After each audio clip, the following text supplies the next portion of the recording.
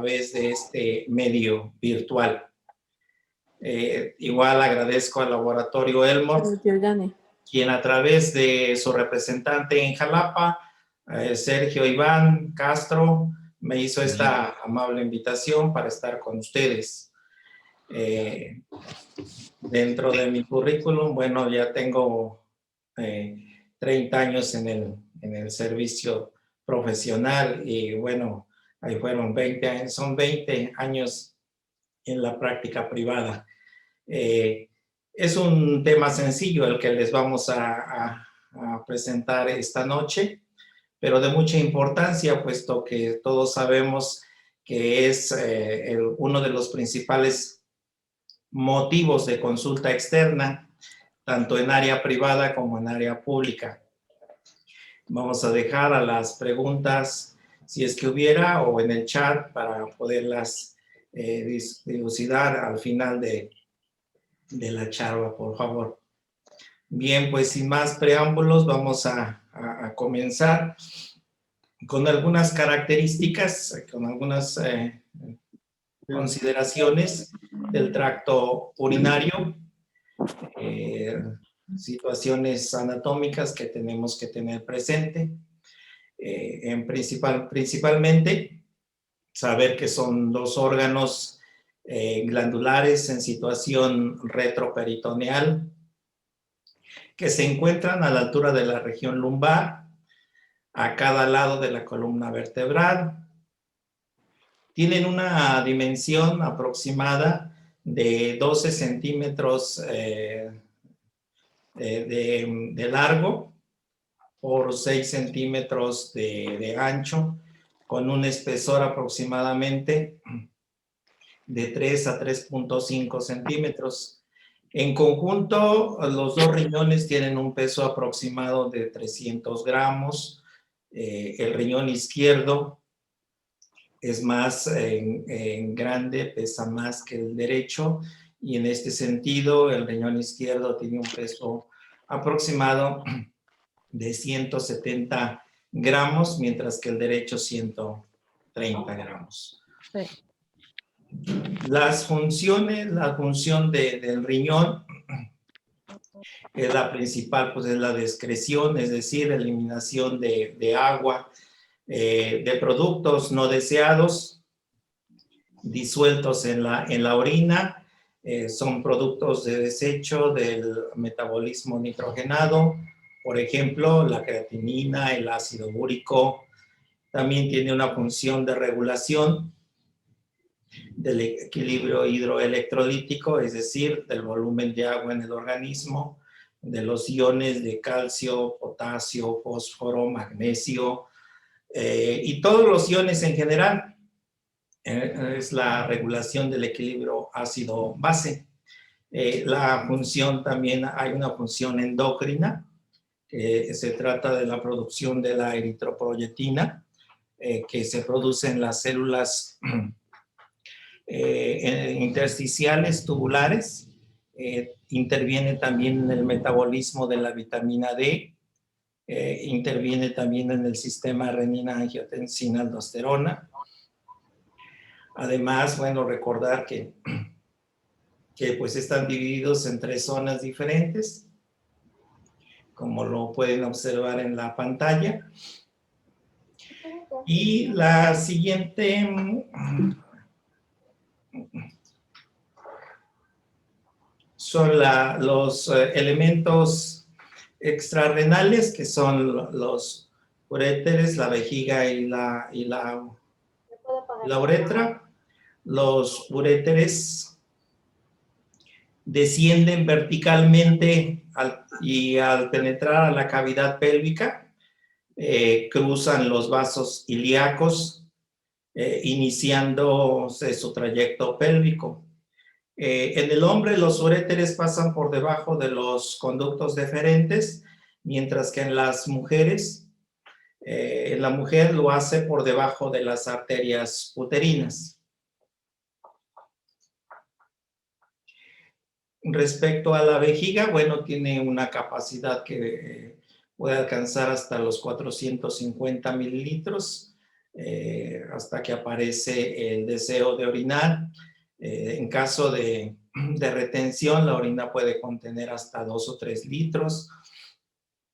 Su capacidad se reduce significativamente en el caso de cistitis, que puede ser tan mínima como los 50 mililitros.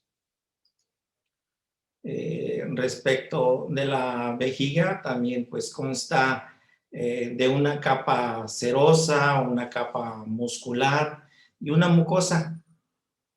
En este tema, esta última es la de mayor relevancia por la cuestión del uroepitelio, que es el que nos proporciona una barrera impermeable entre la orina y las demás capas de la vejiga.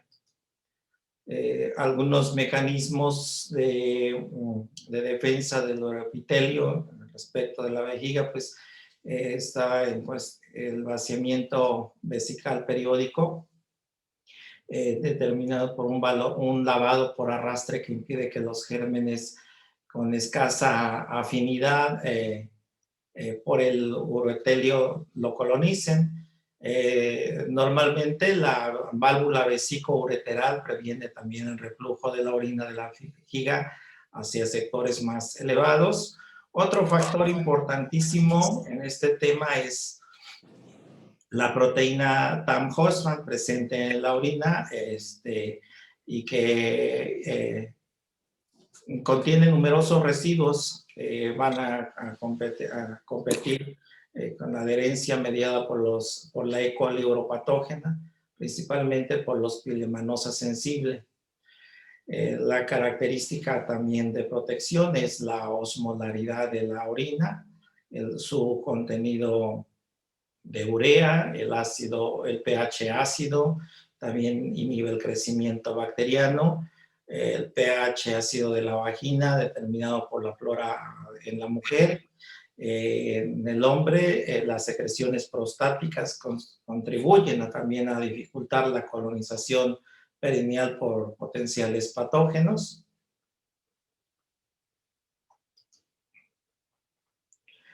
La uretra, bueno, la uretra en respecto de la uretra femenina y la masculina, lo más importante y algo que interviene en la incidencia de infecciones del tracto urinario respecto de la mujer, pues es la longitud, que prácticamente es 4:1 respecto del hombre y la mujer. La femenina mide alrededor de 3-4 centímetros de largo, mientras que en el hombre mide alrededor de 20 centímetros. Y bueno, tiene en el hombre pues la doble función, tanto de la expulsión del semen en la orina y la desembocadura en el exterior en el meato uretral. Bien, con las enfermedades del tracto urinario, recordemos que la guía práctica clínica nos la define como una variedad de condiciones clínicas que varían desde la bacteriuria asintomática hasta procesos tan complicados como una pielonefritis aguda, una infección de vías urinarias bajas recurrente, también la define en la guía como de 3 o más episodios en los últimos 12 meses o 2 episodios en los últimos 6 meses. Es importante recordar esto último para posteriormente justificar el manejo de estas infecciones.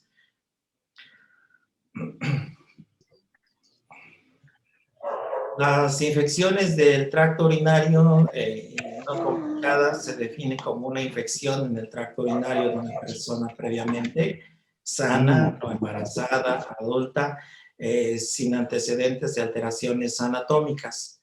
Los trastornos asociados a lesiones neurológicas o a alteraciones anatómicas, en estos casos merecen consideración aparte. Cuando hablamos de incidencia de la infección del tracto urinario, nos referimos verdaderamente a cifras tan elevadas como van desde el 50 al 60% de las mujeres adultas cuando menos tendrán algún episodio de infección en su vida. Aquí en la lámina, bueno, aquí podemos leer que aproximadamente la mitad de todas las mujeres han tenido una infección del tracto urinario antes de alcanzar los 30 años. Y de esto es importante también resaltar que el 26% de las mujeres con infecciones del tracto urinario tendrán al menos una recurrencia durante los primeros 6 meses. Es lo que les comentábamos que tenemos que tener presente.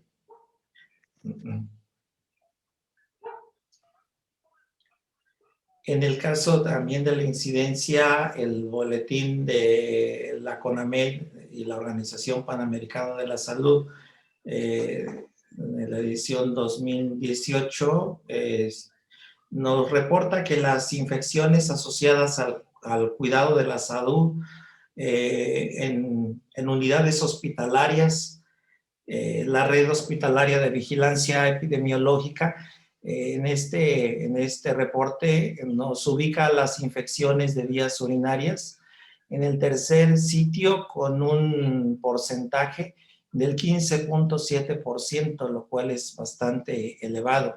Ubica, que nos comenta aquí, que es la segunda causa de consulta médica ambulatoria, tanto en los servicios de consulta externa y urgencia en México.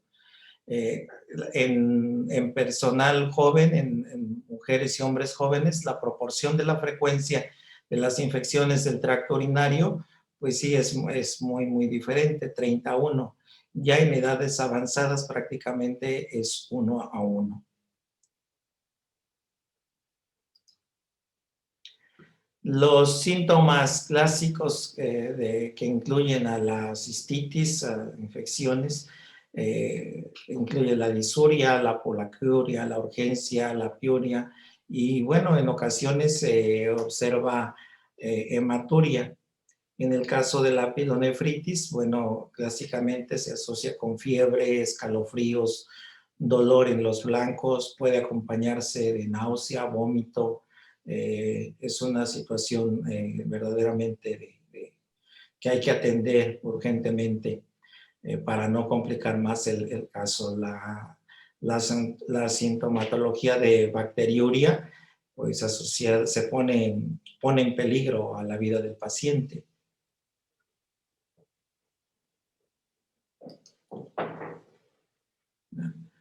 En la guía de la Sociedad de Enfermedades Infecciosas de América recomienda para el diagnóstico ambulatorio el uso de una tira prueba de orina estándar que puede contener, en estas tiras pueden contener hasta 10 almohadillas químicas. Son valores semicuantitativos que generalmente se informa como trazas y que van de 1 a 4 cruces. Aunque las pruebas también se pueden estimar en miligramos por decilitro. La orina normalmente tiene sustancias químicas, nitratos, y estos nitratos en presencia de bacterias se convierten en nitritos. Es una prueba que por su eficaz, es muy eficaz, es rápida, es barata. Su sensibilidad va desde un 72 a un 96%, tiene una especificidad del 90 al 98%. Bueno, ¿y qué pasa con la fisiopatología? Esto es principalmente con las infecciones del tracto urinario. Tenemos una bacteria con factores de virulencia, factores que le permiten invadir y provocar la infección, la inmunidad, ya sea que haya algún fallo o se altere a través de distintos métodos, y tenemos también a los factores externos. Es decir, no se encuentran específicamente en el tracto urinario, pero son situaciones que pueden llegar a predisponer a que haya una infección en el tracto urinario. Tenemos las vías de diseminación.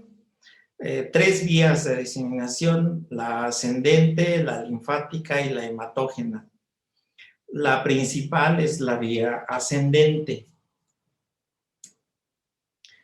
En este tema, primero la contaminación se da tanto por la región perianal y todas las bacterias que se encuentran en el colon y estas se adhieren al meato uretral, y a partir de esto se da el siguiente fenómeno, que es la adherencia.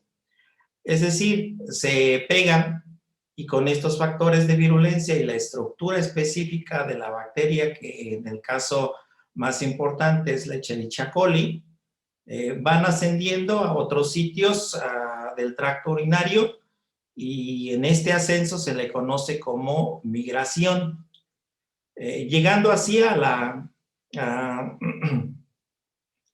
la vejiga, que es donde se produce la mayor cantidad de problemas. Aquí evidentemente llegamos al último punto, que sería la falla de mecanismos inmunitarios. Si la bacteria continúa en ascenso, pues nos puede ocasionar problemas más graves, como lo es una pielonefritis. Una vez alcanzados los riñones, pueden acceder también al torrente sanguíneo a través de la arteria y vena renal. Entonces los problemas ya les decía que son muy serios. En cuanto a los factores de virulencia, bueno, ¿cuál es la bacteria que nos produce más problemas? Les decía que es la E. coli propatógena. El principal factor de virulencia de esta bacteria son los pilis o pelos. Estos pilis son los que permiten adherirse al epitelio del tracto urinario, y a partir de ahí ir ascendiendo a diferentes partes. Los más importantes son los pili tipo 1, que son los manosa sensible, los pili tipo P, manosa resistente. Estos no infectan en el mismo lugar, como lo están marcando ahí. Los pili tipo 1 pues se asocian más con una cistitis, y los pili tipo P, manosa resistente, los asociamos a la pielonefritis, parénquima, pielonefritis, y eso no se nos va a olvidar con el dato mnemotécnico. Además, encontramos flagelos de estas bacterias, y estos son diferentes a los pilis. Les permiten evitar que por el arrastre mecánico se produce por el flujo de la orina. También tenemos a toxinas. Las más importantes son las hemolicina y el factor de necrosis citotóxico. En el caso de la hemolicina, lo que hace es destruir a los eritrocitos, porque obviamente requieren de hierro, y en el caso del factor de necrosis citotóxico, lo que hace es evadir o parar el sistema inmune, y esto le permite internalizarse dentro de las células epiteliales y evadir más fácilmente. Con este conjunto de situaciones alrededor de factores de virulencia, pues nos conducen a una infección del tracto urinario. Bien. Ya una vez teniendo todo este contexto que hemos hablado de la fisiopatología, de los factores de virulencia, de los mecanismos de presentación de las infecciones de vías urinarias, de los tres tipos, de la hematógena, de la ascendente y de la linfática, ya vimos que la ascendente es la más importante. Bueno, pues ahora vamos a hablar de la resistencia bacteriana, que es un tema bastante complejo. En primer término tenemos a los betalactámicos, que son las penicilinas, las cefalosporinas, los carbapenémicos, los monobactámicos. Casi todos los estudios proporcionan muestras de coli resistentes, ha incrementado considerablemente. El mecanismo de resistencia más frecuente es la expresión de las enzimas inactivadoras de los antimicrobianos. Y en este caso tenemos a la beta-lactamasas de espectro extendido. Estas enzimas fueron descritas a principios de la década de los 80 Son enzimas que confieren alta resistencia a penicilinas, a cefalosporinas, incluyendo a las de tercera y cuarta generación. En su mayoría son producidas por enterobacterias. En México la más frecuente es la CTXM15 y se ha identificado ampliamente este factor en la Escherichia coli, en la Klebsiella pneumoniae. Bien, hay dos estudios que se revisaron para esta presentación, que es el estudio Morfino-Otero y el estudio del Hospital General de la Ciudad de México.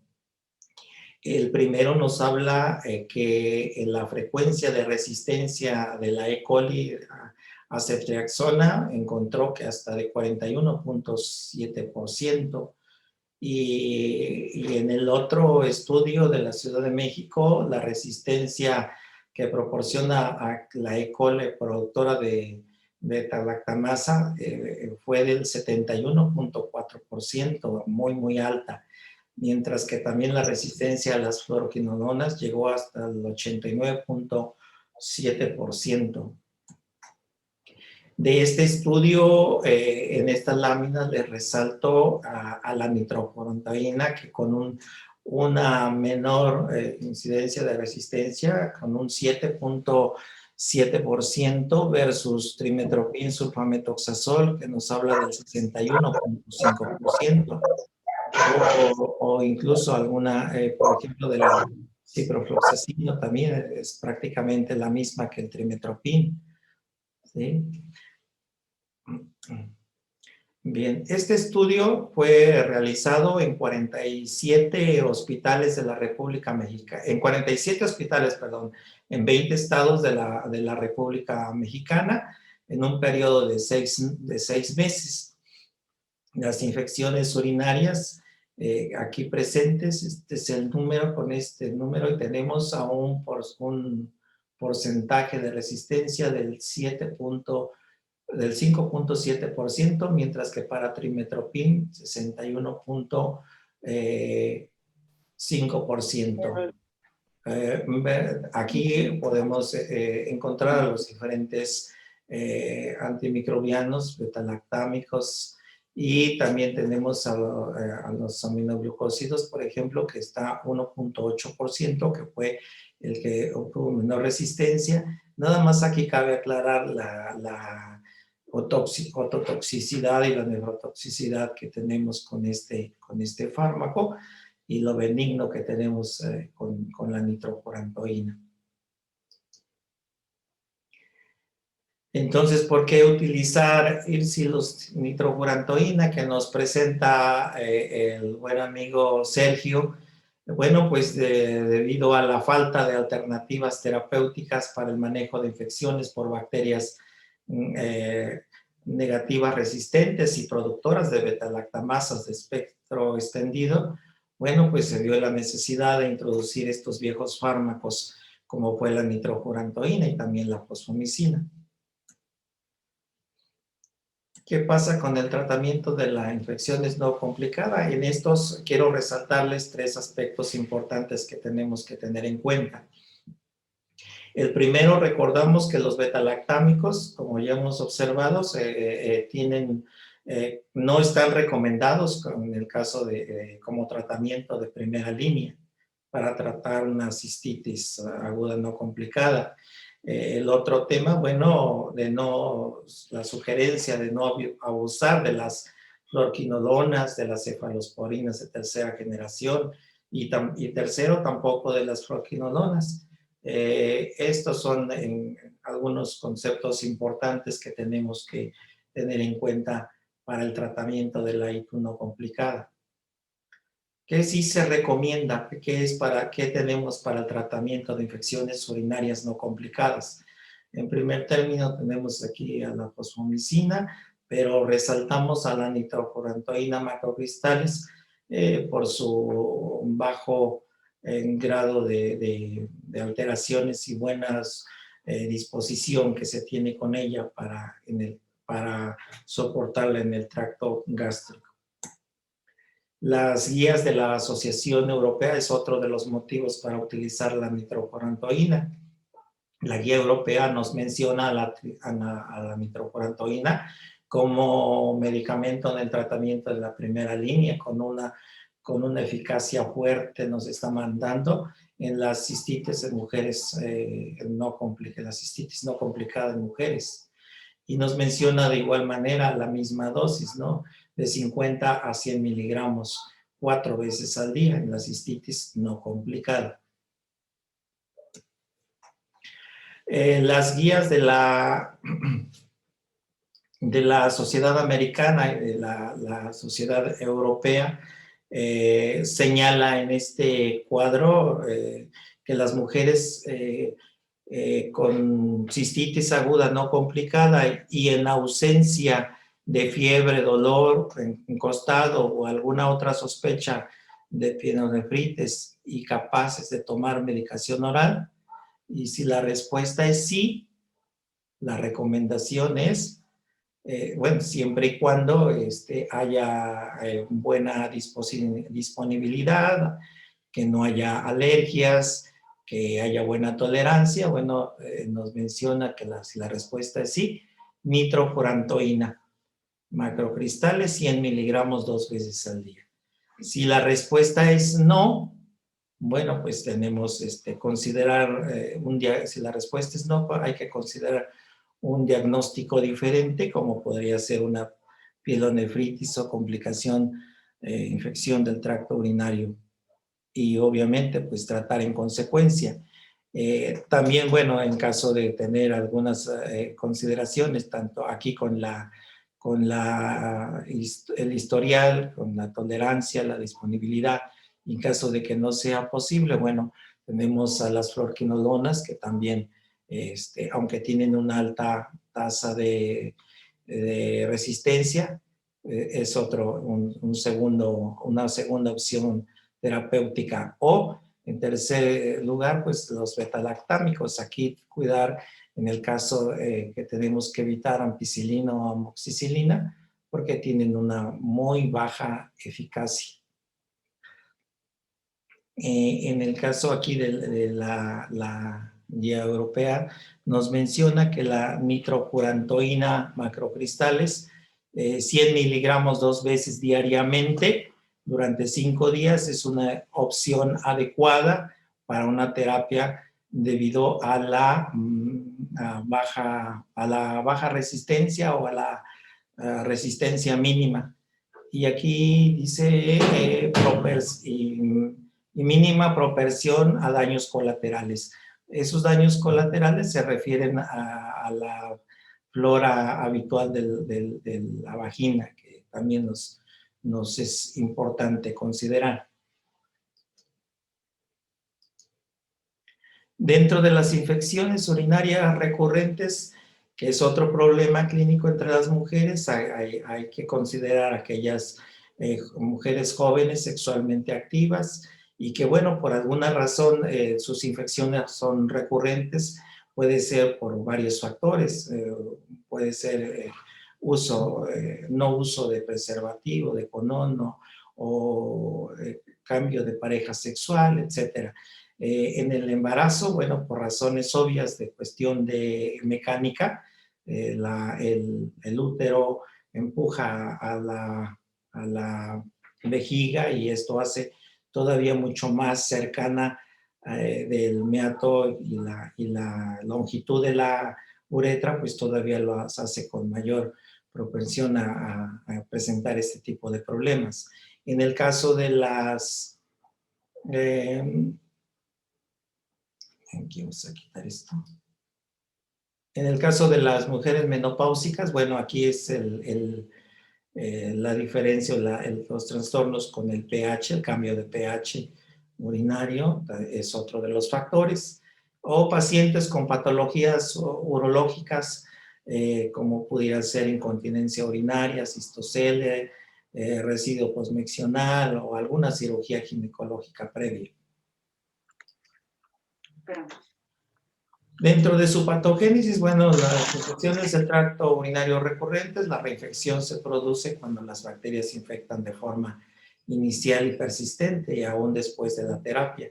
Les decía que recordemos que se considera una infección recurrente, aquella que se presenta más de 3 veces en los últimos 12 meses o más de 2 ocasiones en los últimos 6 meses. Para el tratamiento de este tipo de infecciones del tracto urinario recurrente, es el mismo que de la cistitis no complicada. Se recomiendan tratamientos de corta duración o en monodosis. Una dosis son una recomendación fundamental. En profilaxis continua, pues dosis bajas de antibióticos administrados en una dosis diaria nocturna por 6 meses o profilaxis poscoito. Recomendaciones de los expertos mexicanos en este tipo de infecciones. Tenemos aquí esta cuadra que nos menciona a diferentes antimicrobianos, donde destacamos que se menciona también a la nitrofurantoína, 100 miligramos por kilogramo por día, durante 6 meses. Afortunadamente tenemos Irsilos nitrofurantoína. La nitrofurantoína fue aprobada por la FDA en 1943, aunque su descubrimiento se data desde 1943, 10 años después. Es un antimicrobiano sintético.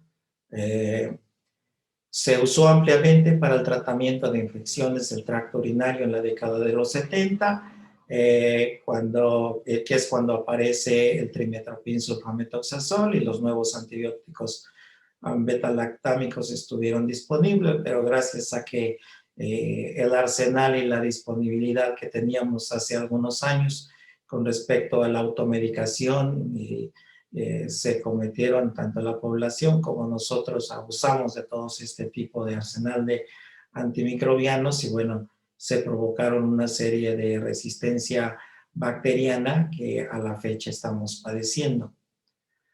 Irsilos nitrofurantoína, pues bueno, tiene varias pautas que recomiendan como terapia de primera línea para el tratamiento de infecciones urinarias no complicadas, entre ellas el aumento de la resistencia a los antibióticos que coincide con el aumento de la prevalencia de bacterias productoras precisamente de beta-lactamasa de espectro extendido.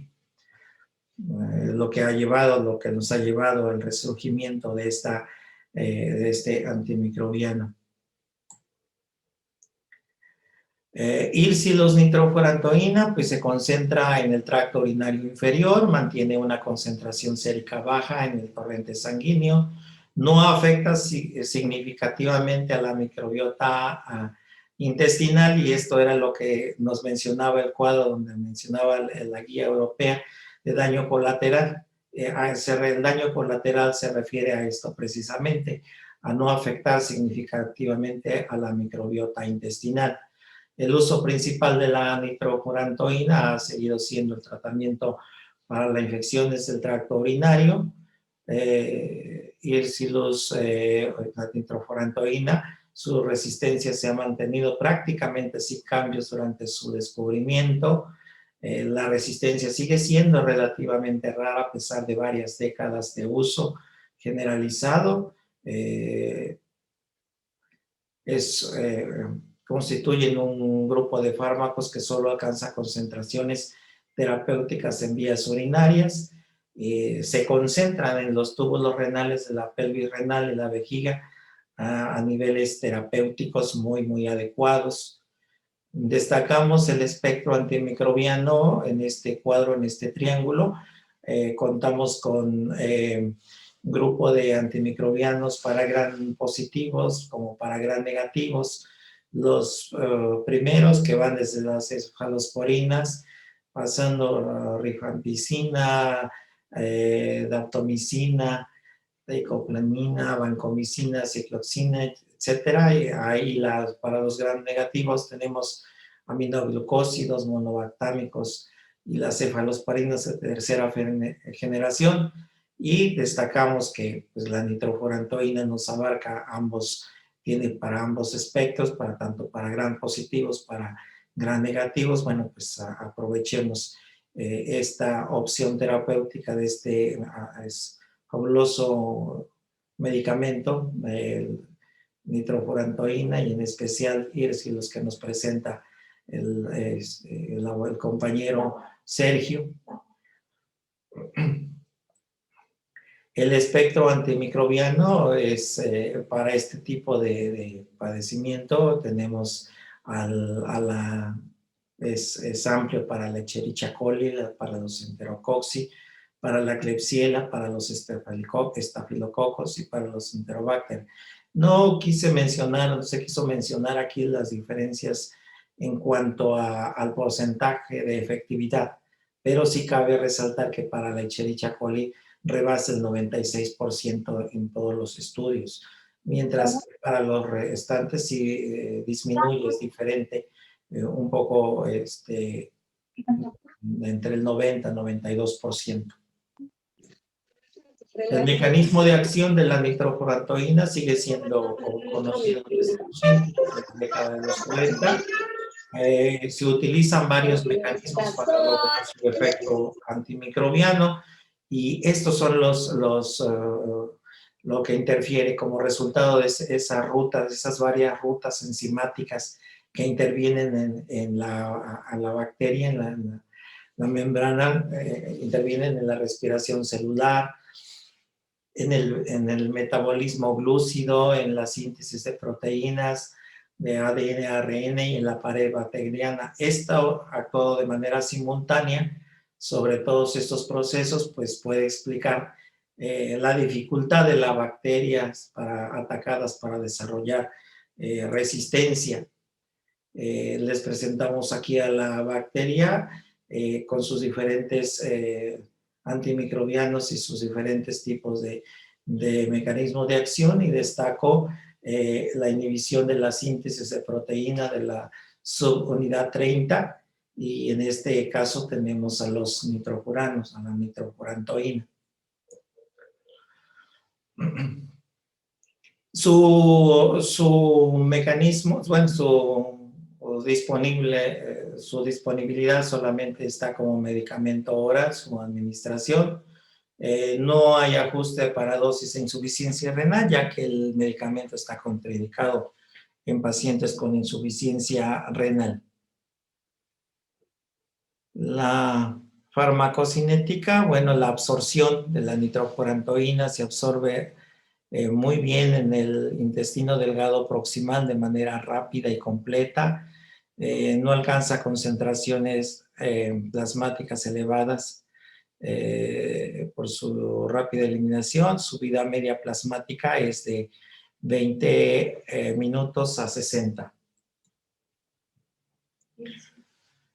La absorción de IRSU en la nitrofurantoína, la cantidad del fármaco absorbido y la duración de las concentraciones urinarias aumentan sustancialmente si esta es ingerida con alimentos, y debido a la efectiva absorción gastrointestinal, la nitrofurantoína, el efecto sobre la microbiota intestinal es mínimo.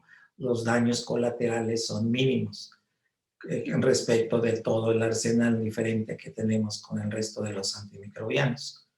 La terapia antiácida daría como resultado una disminución en la absorción. IRSI presenta macrocristales, que lo que lo hace más lenta a la disolución y absorción, y esto nos causa menos dolor gastrointestinal. La distribución, bueno, alcanza concentraciones altas en la orina, el pH urinario bajo aumenta la actividad antibacteriana. La administración oral en las madres que amamantan, se producen concentraciones mínimas de la nitrofurantoína en la leche materna.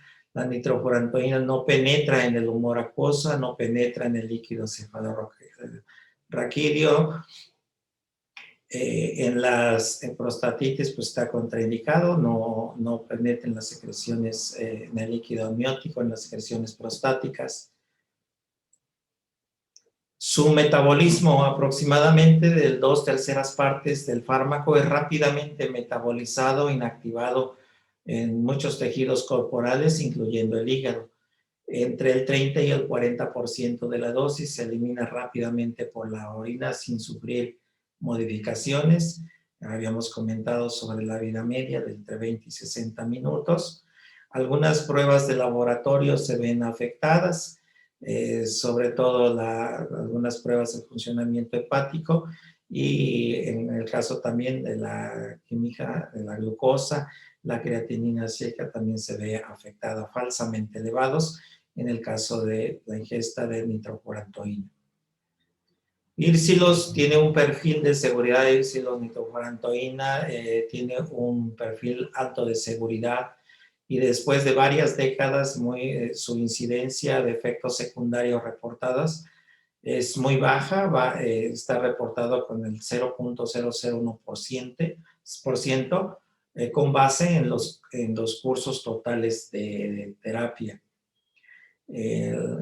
Resumiendo las reacciones adversas, pues sí tenemos la urticaria, que consiste en lesiones maculopapulares y también las alteraciones gastrointestinales. Estas pueden ser anorexia, náusea, vómito, que son los efectos secundarios más comunes, por eso se recomienda por la ingesta simultánea de los alimentos. Esto disminuye estos efectos gastrointestinales. Bueno, presenta también algunas reacciones adversas con su uso prolongado a largo plazo. Hay que considerar hepatotoxicidad, complicaciones pulmonares, trastornos hematológicos, defectos neurológicos, trastornos gastrointestinales o erupciones cutáneas. En particular la nitrofurantoína pues es muy segura en comparación con otras sales, con otras alternativas, en especial con el versus trimethoprim, sulfametoxazol y la ciprofloxacina, que a menudo tiene efectos secundarios reportados más que la nitrofurantoína. Les soy franco, en estos 30 años de servicio en la práctica clínica, en los dos aspectos, tanto en el aspecto institucional como en la vida privada, los efectos secundarios que sí he visto y sí me ha tocado, pues es el síndrome de Stevens-Johnson con el uso de trimethoprim, y sobre todo cuando aquellas mamás lo tenían ahí guardadito y se lo daban a dosis elevadas al niño, a la niña, a todos, ¿no? La falta de consenso y de consideración, ¿no? Y a partir y sin embargo con la nitrofurantoína, sinceramente yo nunca he tenido ningún problema. Su uso terapéutico de Irsilus, bueno, pues el tratamiento de infecciones agudas sintomáticas del tracto urinario, para infecciones recurrentes del tracto urinario, para profilaxis de infecciones recurrentes del tracto urinario, para la bacteriuria del embarazo en el primer trimestre, para la bacteriuria asociada a catéter, es muy útil Irsilus. Ya decíamos que la contraindicación en la pielonefritis y insuficiencia renal contraindicada. Está contraindicada también en el embarazo, en el tercer trimestre del embarazo, en menores de 12 años y también en hombres, ya que no penetra el tejido prostático. Si estamos pensando en una prostatitis, no penetra en el tejido prostático de manera efectiva. La presentación de Irsilus, tenemos que una caja con 40 cápsulas de nitrofurantoína de 100 miligramos, pues nos da para el tratamiento completo por 10 días. Eso también beneficia en gran parte la situación económica de nuestros pacientes y tampoco les generamos una situación complicada, y ya vimos que su utilidad es bastante aceptada, bastante buena para todos estos procesos de infecciones de vías urinarias.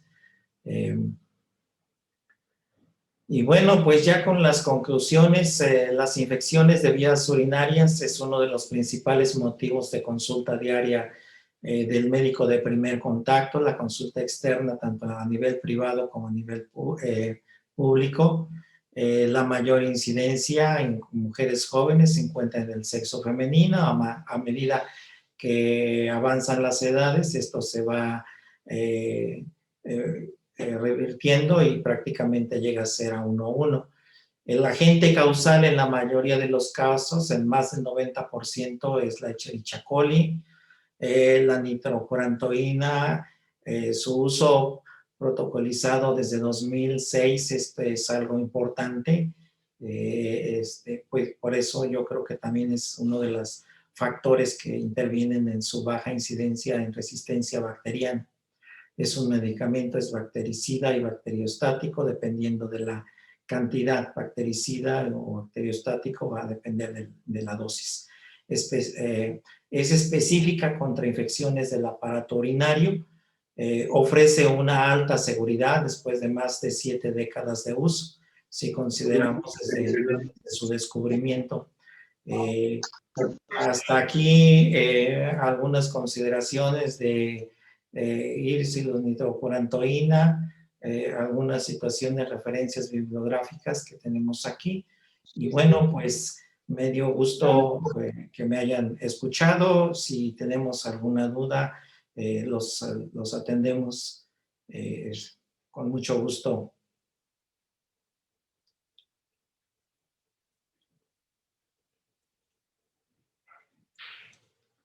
Espero no haberlos cansado.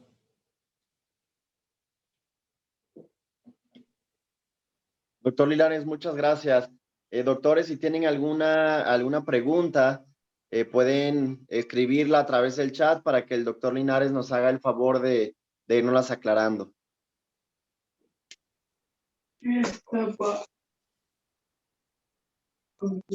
¿De cuántos kilos hiciste las pesas tú? Perdón, no se escucha.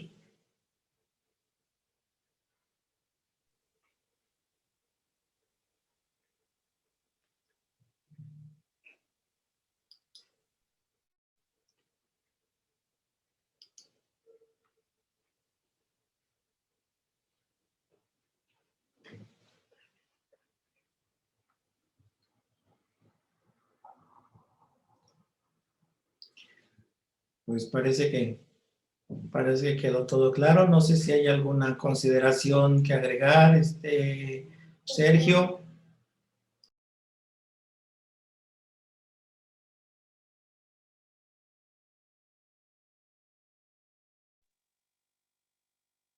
Doctor Linares, me parece que hay una pregunta, no sé si le aparece del doctor Moreno.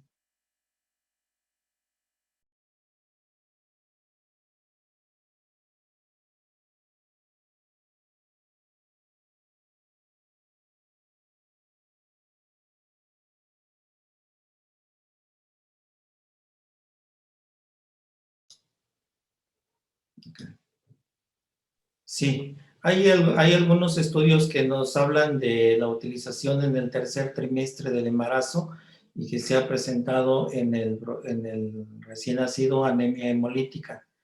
Esto pues tendríamos que tener la consideración, por eso no se recomienda en el tercer trimestre del embarazo. Sin embargo, en el primero y segundo trimestre, en el segundo trimestre, por ejemplo, que es cuando las condiciones del útero están haciendo más presión sobre la vejiga y que es donde se presentan las infecciones de vías urinarias, pues es más útil en este sentido. Entonces, es muy segura, ya no hay riesgo teratogénico, se utiliza en este segundo trimestre. Si se quiere evitar en el primero, pero bueno, no hay reportes en el primero que nos señale, ningún estudio nos señala que haya habido efectos teratogénicos, y sin embargo, para el último trimestre del embarazo, sí hay referencia bibliográfica que nos habla de anemia hemolítica. Entonces, por eso se recomienda no usarla en el tercer trimestre del embarazo.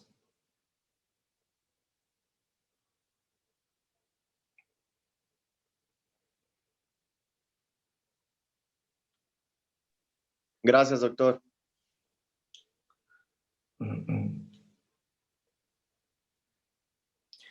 De nada, de nada. Doctor Linares, bueno, no sé si alguien más tenga alguna pregunta, doctores.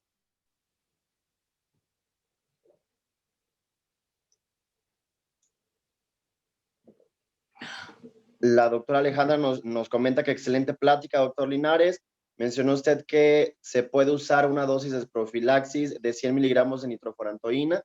¿Esta profilaxis hasta qué tiempo se puede usar o cuáles son los criterios para usarse? Pregunta la doctora Alejandra.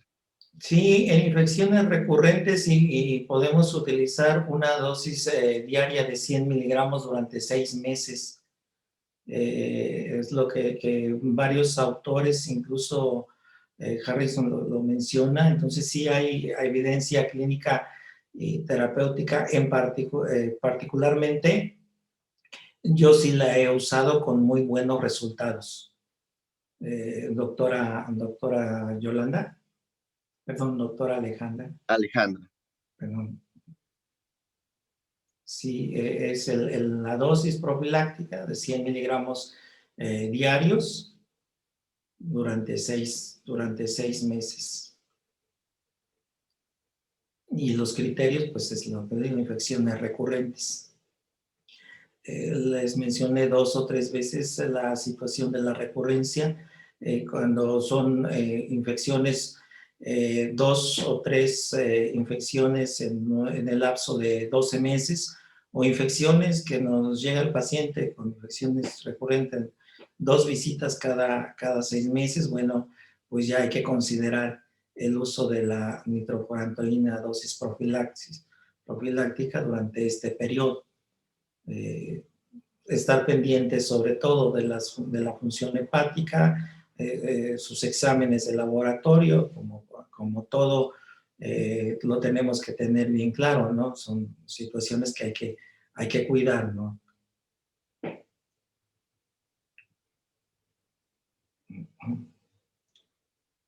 De acuerdo, gracias, doctor Linares. Doctores, ¿alguien más que tenga alguna duda con respecto al tema que acaba de exponer el doctor Linares? Con muchísimo gusto.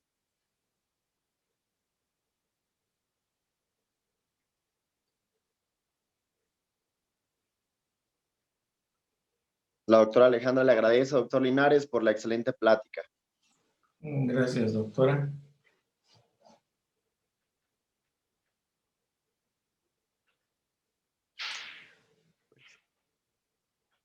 Sí, afortunadamente contamos con la sal que nos presenta Elmore a través de nuestro representante aquí en Jalapa.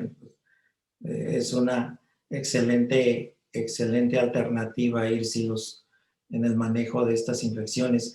La incidencia es verdaderamente alta. Nos habla en ese estudio que les mencionaba de 2,000 estudios que realizaron en México durante 6 meses, nos habla de un porcentaje hasta del 96% de infecciones por Escherichia coli.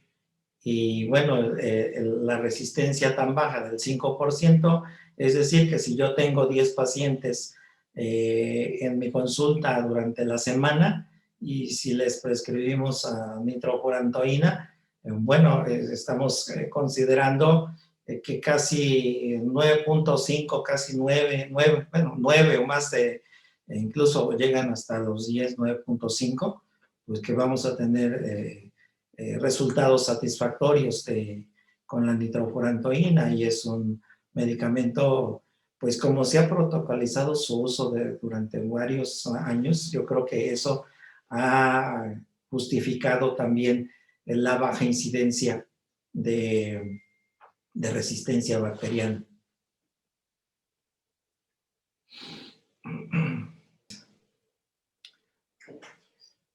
Pues bien, les agradezco infinitamente su atención a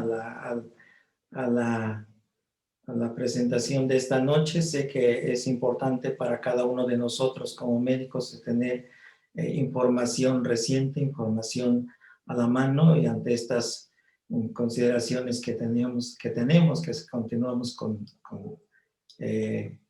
un alto porcentaje de incidencia de enfermedad infecciosa viral por coronavirus, pues nos prohíbe o nos evita estar en contacto físicamente. Y bueno, al inicio les decía que esta es la mejor manera de estar en contacto. Les agradezco a todos ustedes su atención. Muchas gracias, Sergio. Gracias a usted, doctor Linares. Y de igual manera, muchísimas gracias a todos los médicos por su tiempo, por haberse conectado a esta excelente plática que nos acaba de dar el doctor Linares. Y bueno, estaremos en contacto, invitándolos a algunas otras conferencias, esperando que sean de utilidad y que podamos contar con su participación. A nombre del laboratorio les agradezco y que pasen una excelente noche, doctor. Gracias, doctor. Muchísimas gracias. Hasta luego. Gracias a todos. Buenas noches.